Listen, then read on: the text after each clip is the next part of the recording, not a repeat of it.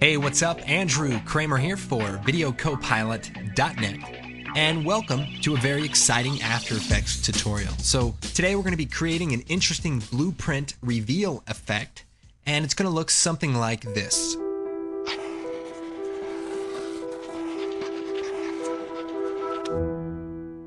Okay, so we have all this writing on, and everything kind of comes together. You can see it kind of chalks in the lines and then fades into, this could be anything. This could be a logo or, a product of some sort. The idea is just to be able to start with sort of a 2D and fade into your final graphic. So let's go ahead and get started. We're going to create a new composition, and we're going to go ahead and work at 720p. We could do this and 23.976, and this all looks good. We'll choose OK. Now I have a few elements that we're going to be using, specifically a couple of textures from the Riot Gear collection available at the website, but you can also find your own paper texture images. Now you can find Riot Gear on the products page, and it's a collection of ink and organic elements, including some great textures. So that's where that's from. So first thing we're going to do, we're going to bring out this paper texture number 7. We're going to bring it out, and then we're going to rotate it and scale it up. Now there are higher resolution images on the DVD, but I just have these ones for now. And also want to remind you that we have an After Effects basic training. Just click on the tutorial section and you can click on the After Effects basic training to learn all the shortcuts and all the basic stuff related to After Effects. So anyone can get started. So here we have our background texture. Now we're going to pre-compose the texture. So we'll select it. We'll choose Layer, Pre-compose, which is at the bottom there. Move all attributes, and we'll call this background and choose OK. Then we're going to add a curves adjustment from the color correction option, and also a hue and saturation. So we're going to give it a little bit of contrast, possibly even darken the image overall. And then we're going to tint it blue. So we'll turn on the colorize, and we'll shift this over to a blue color, saturate it just a bit. So now we have our blue paper. The next thing we need to do is create our logo. So we'll just take the text tool, click in here, we're going to type Video Copilot, and I'm going to use Century Gothic Bold, and I'm going to scale this down, center it up. And I also want to pre-compose the text. Now I may make it just a little bit bigger. And then I'm going to hit Layer, Pre-compose. And this is going to be our title. And I'm going to choose OK. So now we have our title, and we need to create the blueprint looking effect. Now there's a bunch of different elements that create that particular effect. We have the lines that run across, we have the scribble that gets filled in, and then we have the outline of the text. So all of these things are separate, and we're going to work on them one by one. Now the first thing we're going to create is the animated outline around our title. So I'll select the title, and we're going to choose Layer, Auto Trace. Now the Auto Trace tool allows you to create masks from parts of your image automatically. So we're going to look at the alpha channel, meaning the transparency. Now these settings look like they work well, so we're going to choose OK. So now we have an outline that's been created onto a new layer. I'm going to shut off the original layer, select the Auto Trace layer, and I'm going to choose Effect, Generate, Stroke. Now the stroke effect is one of those cool plugins that doesn't necessarily get as much attention as it should. Now the first thing, we're going to change the paint style to on transparent, so everything goes away. We can even hide the masks temporarily. Now we can use an individual mask, or we can use all masks. And if we use all masks, then what happens is as we animate, all of the letters come on. Now you can also see that they stroke sequentially, so that means that they don't all come on at the same time. But if you uncheck that, they will. So both options are good, just depending on what you're trying to achieve. So we'll leave it on for now, and we're just going to go ahead and animate it. So I'm going to turn on the stopwatch, move forward about 75 frames, and animate it up.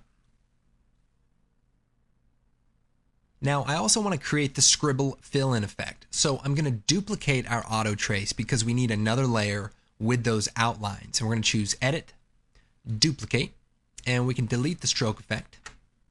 And we can hide our outline, return to rename layers, and we're going to choose Effect, Generate, Scribble. So here's another cool effect. Now for this one, we want to change the scribble to all masks using modes. So that means we're going to make sure that our O's and things like that have a hole in them instead of filled in. So that's all that means. So if you want to think about it in terms of food, this would be a regular donut and this would be like a jelly-filled donut where everything's inside of it and it's delicious. So hopefully that helps you out. We'll go and switch it back and we're going to play around with some of the settings. First of all, we want it to be static. We don't want it to be bouncing around because it's just kind of drawing on. And we're going to be animating the draw on effect here. Now we do want it to draw on sequentially from left to right. So this is what we want. We'll go to the beginning here, set a keyframe, move forward to about 75 and animate it up to 100%. So now we've got, if we turn on both of our layers, we have some outlines and then we have some scribble being filled in. So that right there could be used for a number of things, but this is actually the last part of our great blueprint drawing animation. And by great, I mean nothing of the sort.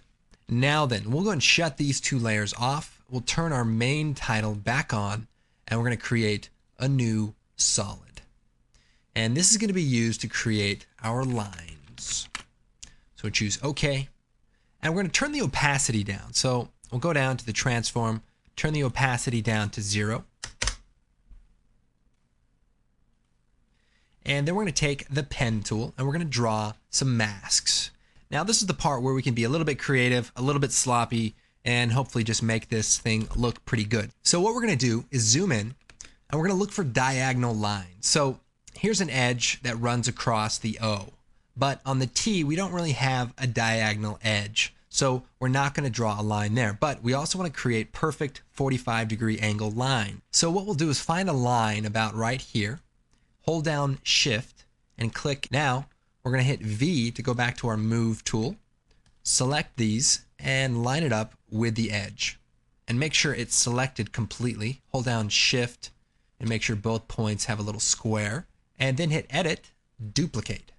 And then if we move it, now we have 2. And then we can move these points around. So if I click on this point, I could drag it so that it's a bit longer so that they're not all the same. But I also start losing my perfect, parallel line. So if you hold down Shift, it'll allow you to create a perfect line that's going to stay at that 45-degree angle. So then again, we'll go ahead, hold down Shift, we'll duplicate it, slide it over, duplicate, and we're just looking for edges that are going to be running diagonally. So go ahead, you can do as many as you want or as few as you want. The idea is just to make it look like there's a lot of detail here and that we actually, put some time into this, which we didn't. And just, go through and start randomizing the lengths of these so that they're not all the same.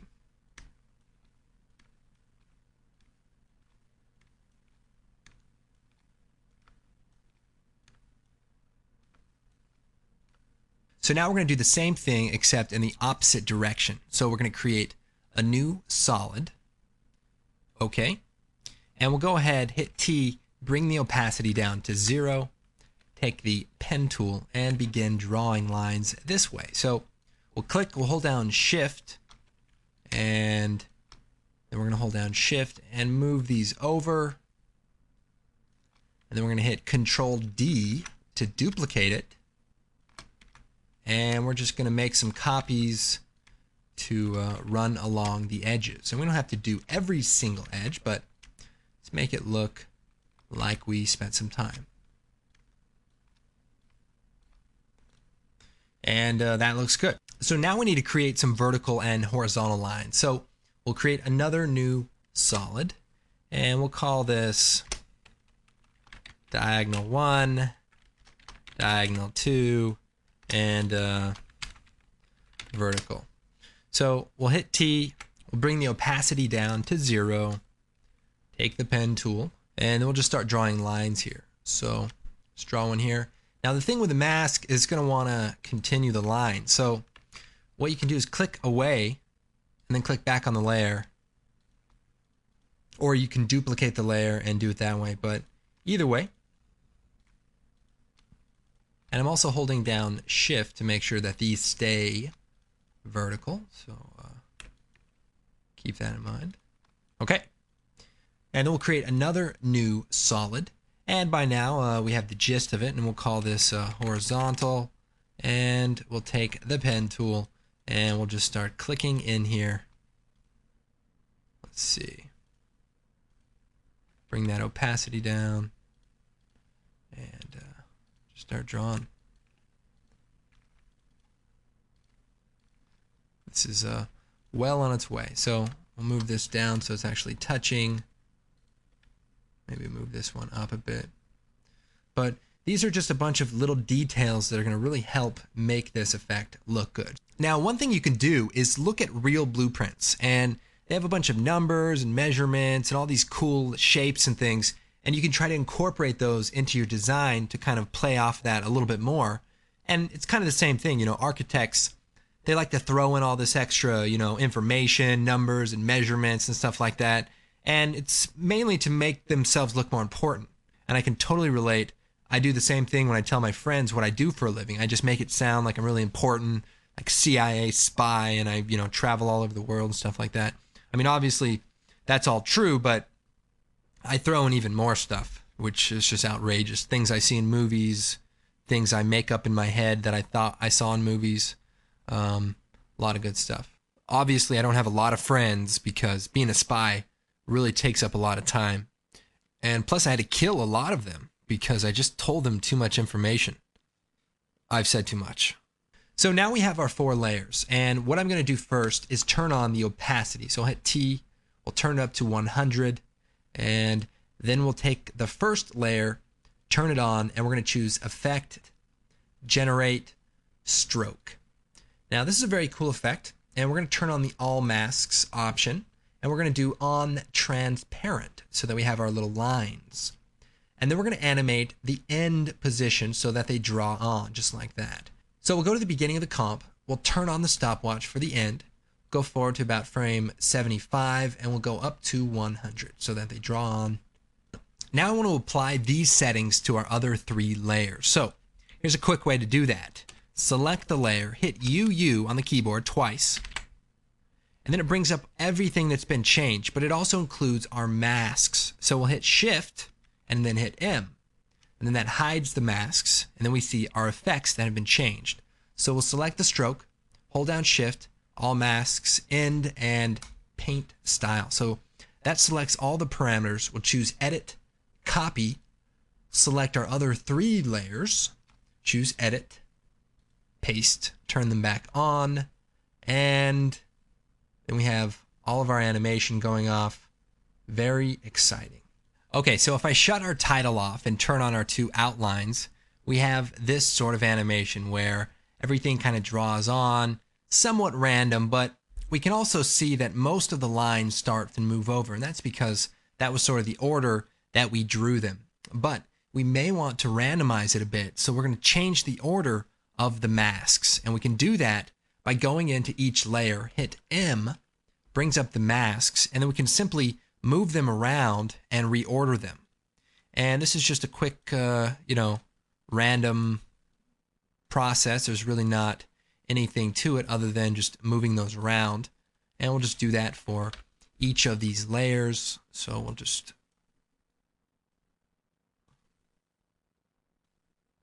move them around. Hit M. Now, if you move them around too much, you may find that they actually return to their original position. So don't do that. These are obviously good tips I like to include throughout the tutorials. So that looks a little bit more random as things draw on together. Now our outline may not be as random as we'd like it, but it looks okay. You can obviously change the order of those masks to get a different look as well. All right, we've made it this far, and let's take a quick look. We have some timing issues that we're going to work out so that we get it to look the way we want, but we have most of the elements that we need. And now that we see it all together, we can also go back through and maybe make a few changes to some of the masks, maybe make some of them longer so that they stand out a little bit. And this is just a matter of, giving your art a little bit of a random look, so it's not just a perfect thing. And may not want those to touch. And again, just kind of go through and get it to look the way you want. Now we want the lines to actually look textured. So if we look at the original example, we can see there's somewhat of a texture in each of these lines, and we're going to try to work that in. So if we come over to the project, I have another texture, paper number 3 from the Riot Gear collection, and then we're going to take that texture and place it above the outline image. And then we'll solo those 2 layers. We'll take the texture, we'll rotate it, scale it up a bit. We want to make sure that it's large enough to cover over the entire outline. And it is. And we'll take the outline and we'll change it from none to Luma inverted matte. And that's the track matte option. If you don't see that, just toggle the switches here. And we can hide the masks. Now if we look closer, we can see the image is a little bit faded, but we want to really bring out that texture. So we'll take the paper, we'll choose Effect, Color Correction, Curves, and we're going to play around with this curve. And as you can see, when I move it, it becomes more textured. But we want to maintain most of the brightness, so we'll give it a nice contrasted curve here. So we'll go with that for right now. And now that we have our paper texture, we can duplicate it and use it for all of the other image instances. So we'll choose Edit, Duplicate, or Control D, make a few copies, and we'll place one of them above each of the other layers. So one here, one here, one here, and we'll make one more. And then we'll take the auto trace, that's the scribble. We'll take the diagonal 1, 2, vertical, and horizontal. I'm holding down Control. And we're going to change the track matte to Luma inverted. Now we're going to unsolo, and you're going to notice that those texture images are shut off by default when you set the track matte. So that's what we want. And now you can see our image has taken on a whole new life, and it looks like it's actually part of the paper, and it's drawn on with one of those fancy white pens that all the architect guys have and won't give me one. I've tried to buy them. You can't find them anywhere. There must be some sort of organization that keeps track of all the white pens. I'll find them if it's the last thing I do. But if it could happen sooner than later, that'd be good, because I'd rather get on with my life. Let's go ahead and move on to the timing part of the tutorial. And here we want to make sure that some lines draw on first, and then some more lines, and then it starts filling in the outline. So it's kind of a progressive effect, not just all at once. Of course, if that's what you want, well, you're all done. Just render it out and then send me a thank you card, or a cake, or a thank you card made out of cake. There's an idea. But for those who don't know how to bake, let's move on. Now we want to work on the timing. So we'll bring this up. We'll select each of the layers that have animation, and we'll hit U. And so now we can see our keyframes. And remember, we want to start this with maybe some of the diagonal animation. So here's these 2. So we'll start it with maybe those 2. And we definitely want the fill, which is this one, to start later. So we'll move those over. And the outline can probably start a little bit after the diagonal. And the horizontal and vertical can also probably start a little bit later. So we start with a few lines, and then the outlines start filling in, and then the scribble starts filling in as the characters are kind of ready there. And we might even want the scribble to kind of go a little quicker, so everything kind of comes together quickly towards the end once everything is already drawn on. And we can, stretch some of this out so that it all seems like it's happening at once towards the end. But either way, it's looking pretty good there. And we can also play around with the opacity of some of the layers. So we'll take the scribble here and we'll hit T and maybe lower it to about 60%. And that just creates a little bit of an interesting look. And you might also go into one of the layers with lines and change the brush size to maybe 1.5 and make some of the lines a little bit thinner, a little bit thicker. And that way it just has a little bit of a randomness to it. And even the outlines could maybe be 1.5 so that your mind doesn't start to figure out what it says. We can even lower the opacity to 60.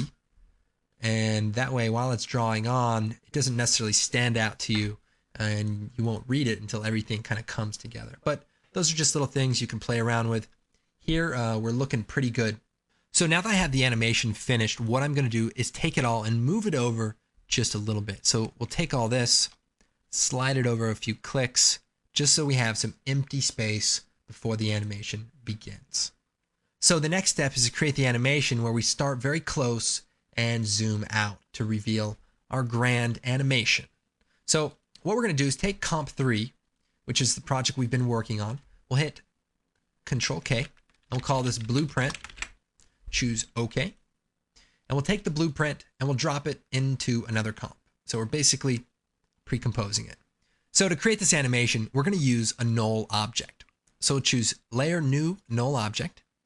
And then I've also prepared some special graphics. So if we come over here to the images, I have a line that was drawn with crayon because it has some very interesting texture. And we also have a texture of the paper somewhat close up. So we'll bring those two textures out. And we'll turn off the big texture and we have the line. And what we want to do with this is invert it. So channel, invert. And then we'll choose color correction, levels. And we want to crush all of the black area, leaving just this yellow part. And maybe brighten it up. And then I'm going to size it down so that it fits into our view.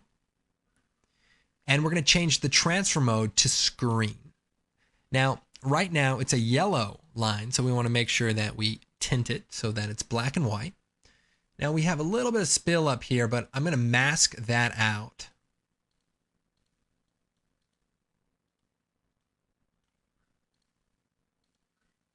And we'll hit M and change this to subtract. And we might just feather it about 20 pixels so that we don't see a harsh edge. And that looks pretty good. I'm going to create a quick transition on. So we'll choose Effect, Transition. At the bottom there's Linear Wipe, which is this effect. And we'll set this to -90. And then we'll set the transition completion to 100. And that way we don't see it. And then we'll set a keyframe, move forward, and then we'll transition this down to 0. And here we can see that it writes on just like that. And what we want to do is put this into the comp as if it looks like it belongs. So we'll zoom in here, scale this down.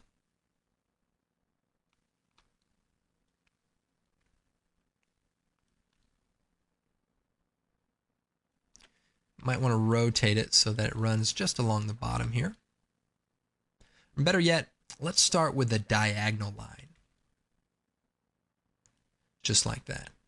So this looks like it belongs, pretty good.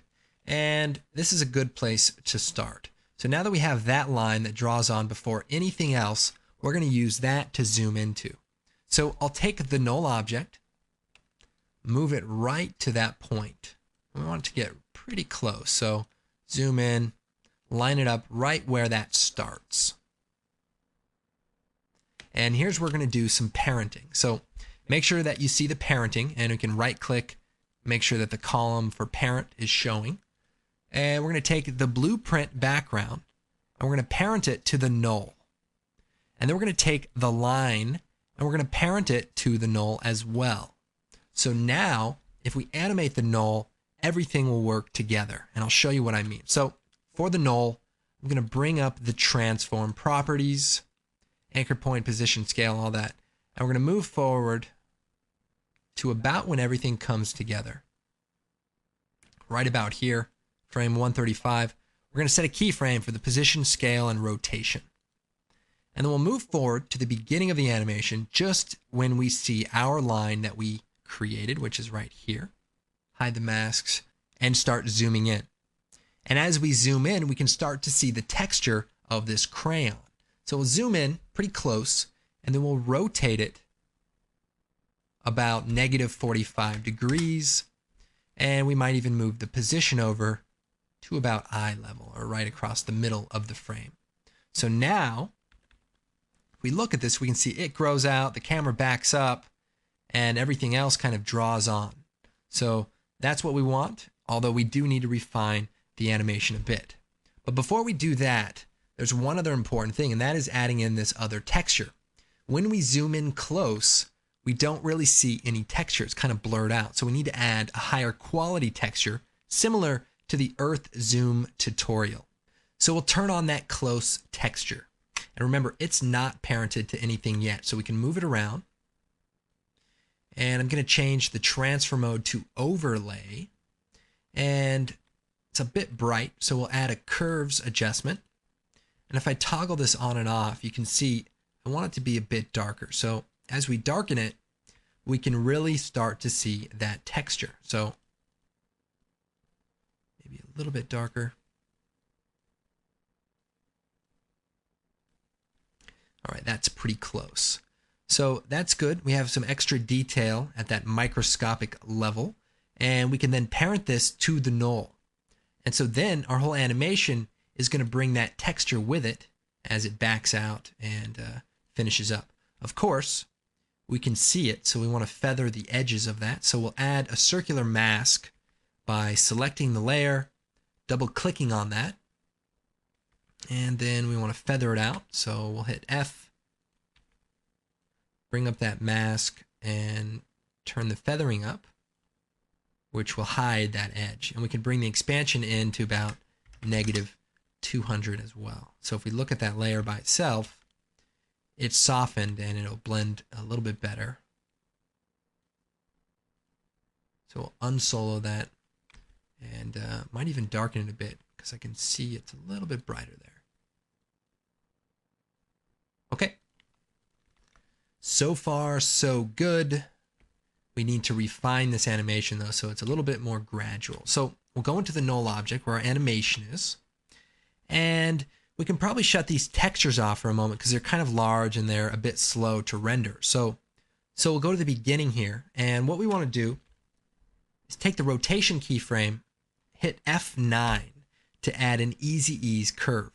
And we also are going to go into the track editor, click on that keyframe, hold down Shift, and drag this over so it very slowly begins to rotate. And then the other thing we need to do is add an exponential scale. So we'll select the two keyframes and only those two, and we'll choose animation, keyframe assistant, exponential scale. And then if we look at this, we have a much more gradual animation that pulls out. We'll turn our two texture images back on.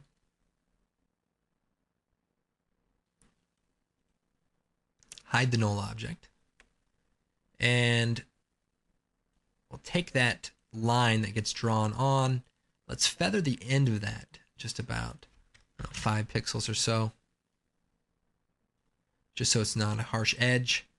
And let's make sure that this kind of follows the timing. So we'll take that line, we'll slide it over just a bit, and that way the camera starts moving first, then the line starts to get drawn, and then you can see our other lines start getting drawn on as well. But I think that's coming on a little too soon. Let's go back into the main blueprint and slide our layers over. So we'll take these and just slide them over. So the animation's backing up, and probably not till about right here do we want to start seeing more of this. So again, Let's move this over. And the reason we don't want to see it is because we're too close and we can see that there's not a lot of detail. But if we wait till later on, then it's okay that everything comes on. We won't really see that being a problem. And then since we move that, we probably need to adjust our animation. So I'll select all the keyframes, hold down Alt, and just move that over. And the other thing we can do here is duplicate the line and maybe rotate it and maybe stick it somewhere else. And what that's going to do is just give us another thing to focus on that's going to be in high detail. So here's that line, and you could add some more if you wanted to as the animation goes on. But the point is, have some detail that's really sharp in the beginning, and then everything else will kind of come together. Now for the final part, let's go to our project, open up our title, and we're going to create a new solid. And we'll choose OK. We'll put it below, do Effect, Generate Ramp. We'll change it to Radial.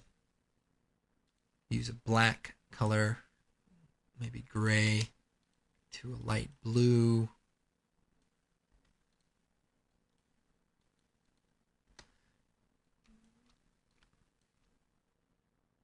Maybe add a drop shadow here, perspective, drop shadow.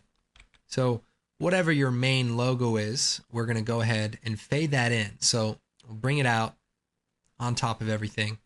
And as everything comes together, we want to fade it in. And we can also parent it. Make sure you do it at the end of the animation. Parent it to that null object. So it will actually move a little bit, and you can fade it in during that move. So I hit T, hit 0, fade in that final title. And there you go. Now we're going to finish this off with some quick color correction. So we'll create a new adjustment layer, and we'll choose Effect, Color Correction Curves, and we want to give this maybe a little more contrast, possibly a little bit more green. So we'll go to the green channel, just turn that up a little bit. And then we're going to create another new adjustment layer, and we're going to add a circular mask. So we'll click on that, set it to subtract, and we're going to feather it. And then we'll choose Effect, Curves, and darken it a bit. This is our vignette. It's going to create sort of our tunnel vision. Also help hide, the low detail areas.